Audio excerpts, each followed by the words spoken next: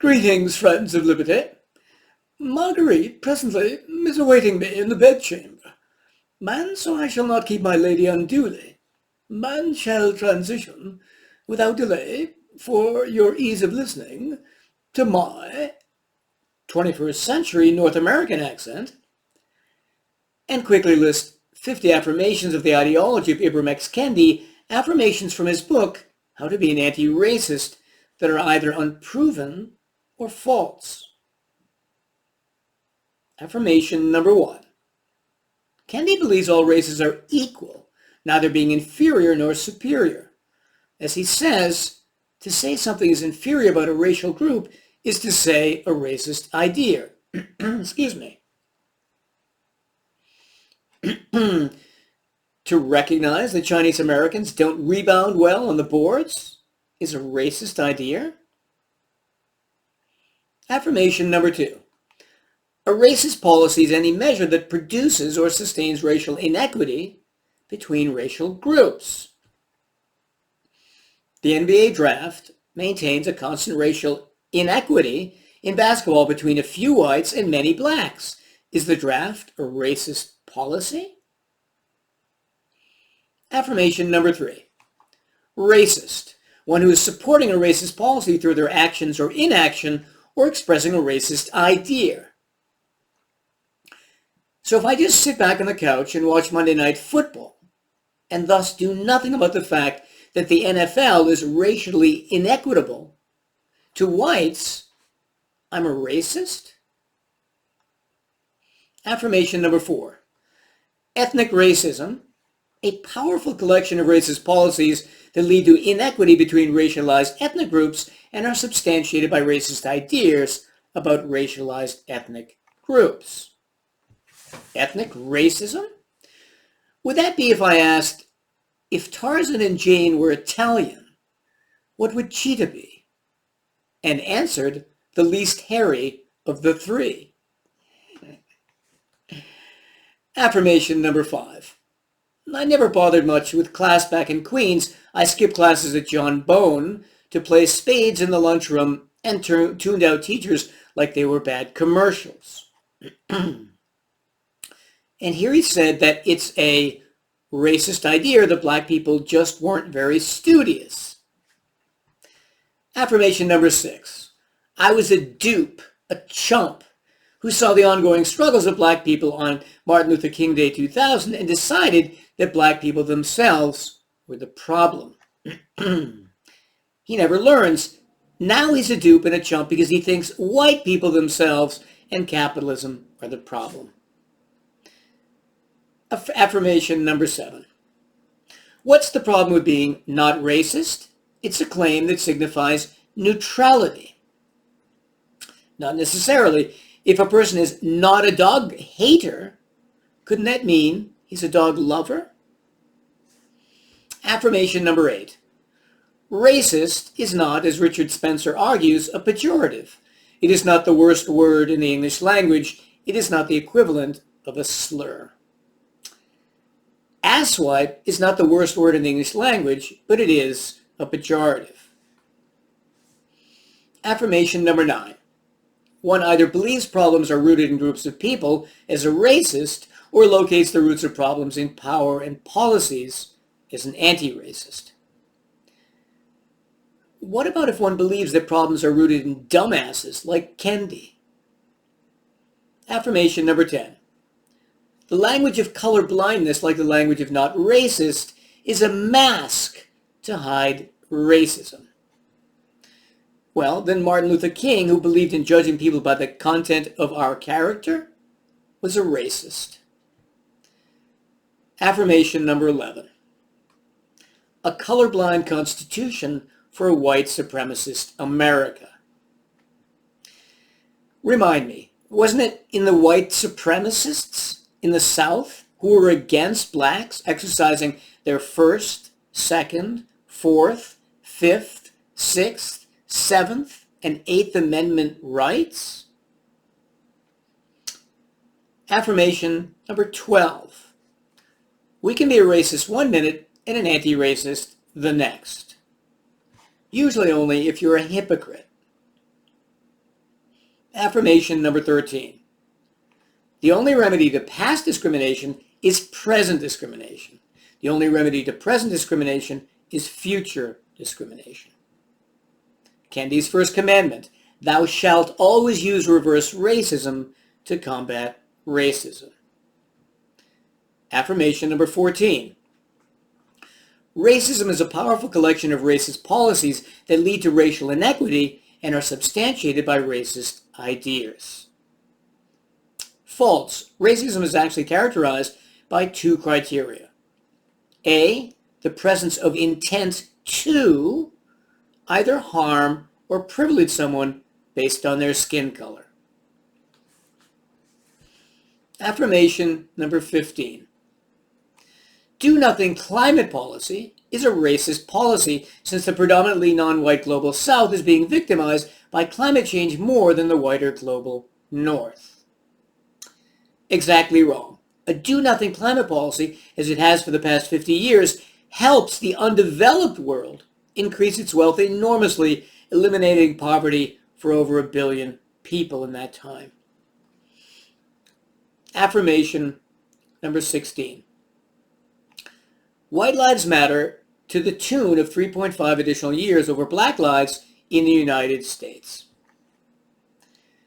Blacks die younger, not because of white racism, but because of mainly liberal governmental policies, such as public education, the welfare state, gun control, the drug war, affirmative action, Social Security, and minimum wage laws, all of which affect the black community and its health disproportionately. Affirmation number 17. Racist voting policy has evolved from disenfranchising by Jim Crow voting laws to disenfranchising by mass incarceration and voter ID laws. Again, only in this fantasy. The reality is that voting for blacks is easier now than it's ever been. Excuse me. Affirmation number 18. Assimilationist, one who is expressing the racist idea that a racial group is culturally or behaviorally inferior and is supporting cultural or behavioral enrichment programs to develop that racial group. Sure, John McWhorter and Thomas Sowell, who point out bad black study habits and peer pressure to not excel so blacks can improve, are racist. Sure. Affirmation number 19. In 2016, black and Latinx people were still grossly overrepresented in the prison population at 56%, double their percentage of the U.S. adult population. White people were still grossly underrepresented in the prison population at 30%, about half their percentage of the U.S. adult population. No. Blacks are, according to the FBI, about 5 times more likely to commit violent crimes as whites, therefore the overrepresentation. Affirmation number 20. The Reagan Revolution was just that, a radical revolution for the benefit of the already powerful. No. The reality, as Michael Novak points out, is that by cutting inflation from 14 to 4% and dropping unemployment from 7 to 5%, Reagan supercharged black employment, which surged 25% during his 2 terms from 9 million to 11.4 million, with the result that black income increased 36%. So Reagan helped poor blacks, whereas Kendi harms them.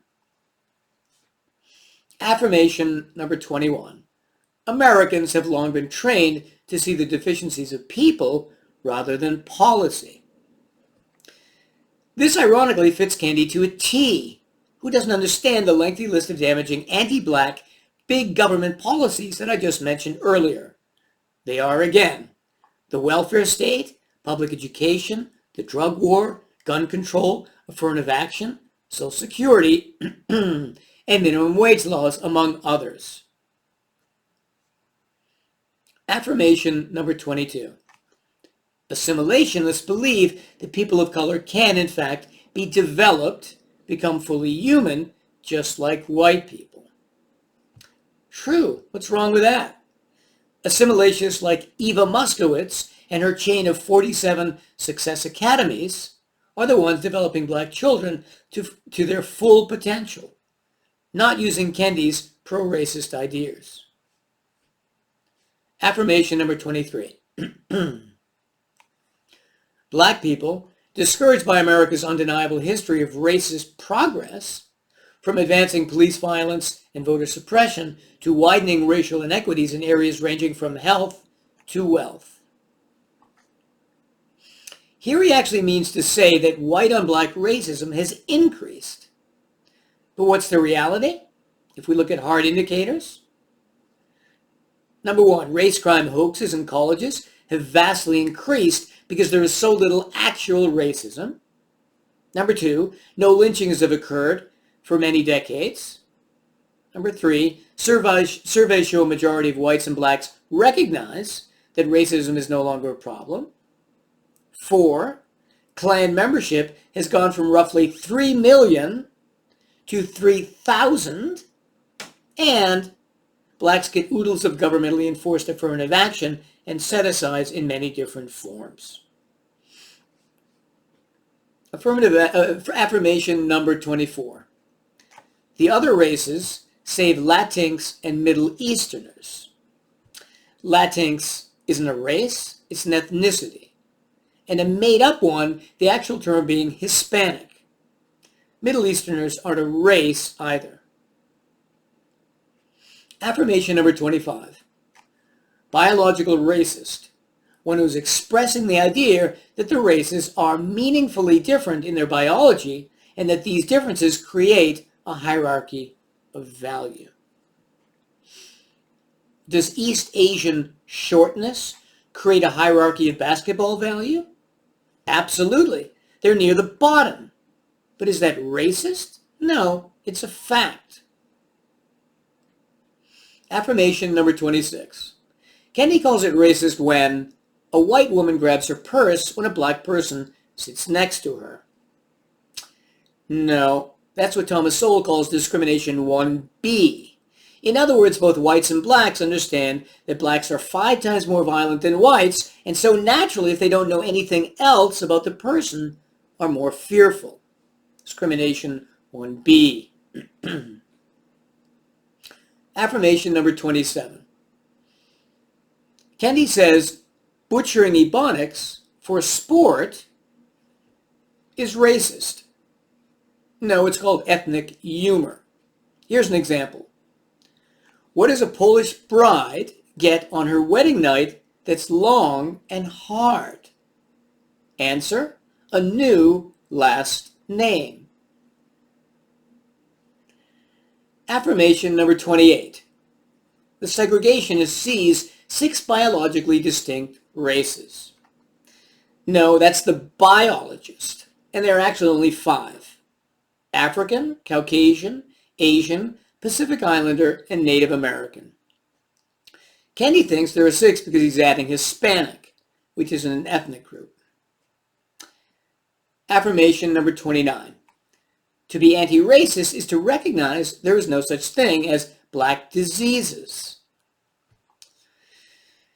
To be anti-racist like Kendi is to ignore the fact that about 80% of sickle cell disease cases are believed to occur in sub-Saharan Africa. Affirmation number 30. The idea that African chiefs sold their own people is an anachronistic memory. Talk about denial. No, it's the historical reality, a reality which continues today in Mauritania, Mali, Niger, Chad, the Sudan, Ghana, Benin, Togo, and Nigeria. Affirmation number 31. The face of ethnic racism bears itself in the form of a persistent question. Where are you from? No, usually it's asked by people who simply would like to get to know you better. Affirmation number 32. Kendi implies that the fact that the majority of Americans on welfare are not African American, and the majority of African Americans eligible for welfare refuse it means there are no ethnic differences in welfare. But the reality is that there are about equal numbers of whites and blacks on welfare in the U.S., but there are 5 times as many whites overall in the U.S. Those facts apparently are ethnically racist. Affirmation number 33. The reason black immigrants generally have higher educational levels and economic pictures than African Americans is in what's called immigrant self-selection. Sociologists call this the migrant advantage.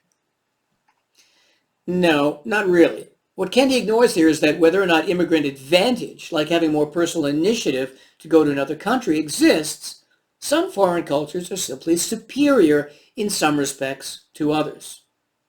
And when people come from these superior cultures and they come here, they naturally do better. Affirmation number 34. Kendi seems to want to believe that all racial groups are equally violent. In order to prove this, he says, for example, the University of Chicago Crime Lab found a 43% reduction in violent crime arrests for black youths who worked 8-week-long part-time summer jobs compared with a control group of teens who did not. Now that might be true, but that doesn't address how many teens chose to be unemployed in the first place. Secondly, it doesn't address, and Kendi nowhere mentions, how much of this unemployment was caused by minimum wage laws, which create a huge and disproportionate rise in the unemployment rates of black teens. Affirmation number 35. There is no such thing as a dangerous racial group. In theory, maybe. In real history, not true. At times, whites have been more violent, and at other times, blacks. Right now in the U.S., blacks are 5 times more violent per capita than whites. Affirmation number 36. Why is Ebonics broken English, but English is not broken German? First, because Ebonics isn't as grammatically precise, and secondly, because it's less useful because no one uses it professionally. Affirmation number 37. Behavioral racist. One who is making individuals responsible for the perceived behavior of racial groups and making racial groups responsible for the behavior of individuals. No, if blacks are disproportionately attacking and killing Asians, then Asians have a legitimate right to be disproportionately afraid of black behavior. Affirmation number 38. I could have studied harder, but some of my white friends could have studied harder too, and their failures and irresponsibility didn't somehow tarnish their race. Apart from the fact that he's confusing race with an ethnic group, the fact is that he did represent his ethnic group just like hardworking Asian kids represent their ethnic group.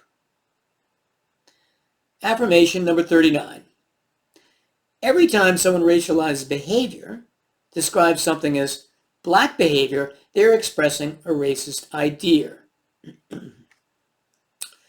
Then Eddie Murphy, Chris Rock, and Dave Chappelle are really, really racist. Affirmation number 40.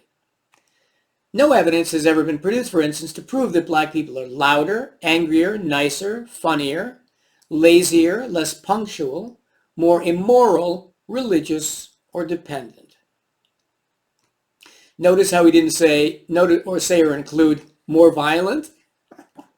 Secondly, tons of studies have shown that black children on average work less than Asian children. Affirmation number 41. The use of standardized tests to measure aptitude and intelligence is one of the most effective racist policies ever devised to degrade black minds and legally exclude black bodies. Exactly the opposite. Standardized tests, for example, enabled Harvard and other colleges to see the brilliance of Dr. Thomas Sowell, even though he never took any test prep courses like Kendi did.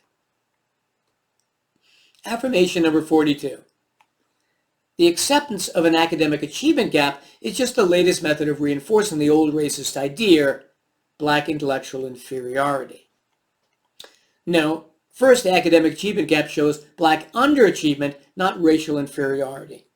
Secondly, thousands of studies have demonstrated that the gap presently exists. Affirmation number 43. Kendi claims that John McWhorter's avowal of a post-racial America after Barack Obama's presidential election in 2008 was out of touch. No, John's completely in touch on this. As he said in Forbes magazine, in answer to the question, is America past racism against black people? I say the answer is yes. Affirmation number 44. For decades, racist power contributed to destroying unions. Exactly backwards. It was unions, as Walter Williams showed in The State Against Blacks, that damaged blacks and their communities enormously, especially in the century after the Civil War. And it was economic freedom which helped blacks everywhere and helped them to this day, about which fact Kendi is clueless. Affirmation number 45. When Black Lives Matter crested into a movement in 2015, former New York City Mayor Rudy Giuliani called the movement inherently racist. And he was right. BLM didn't care about the white lives snuffed out by police brutality, only the black lives. And if they hadn't been so racist, Americans would have trusted them more. Affirmation number 46.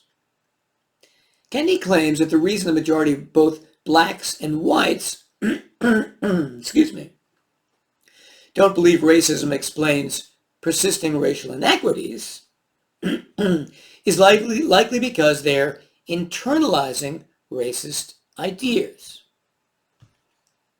Again, a pure denial and inability to comprehend that white on black racism is virtually gone. Other people get it. Affirmation number 47. He mentions Clarence Thomas's murderous gang of anti-black judgments over the years. Largely false. Clarence Thomas's judgments have usually been beneficial for both blacks and whites. He, for example, defending the Second Amendment, a restricted use of the Commerce Clause, commercial free speech, and attacking the injustice of eminent domain in Kelo v. New London. Affirmation number 48. The history of capitalism, of world warring, classing, slave trading, enslaving, colonizing, depressing wages, and dispossessing land and labor.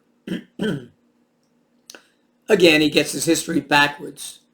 Capitalistic countries in the 19th century destroyed the slave trade and eventually slavery using primarily the Royal Navy. It was totalitarian Nazi Germany and the Soviet Union which reestablished slavery in the 20th century.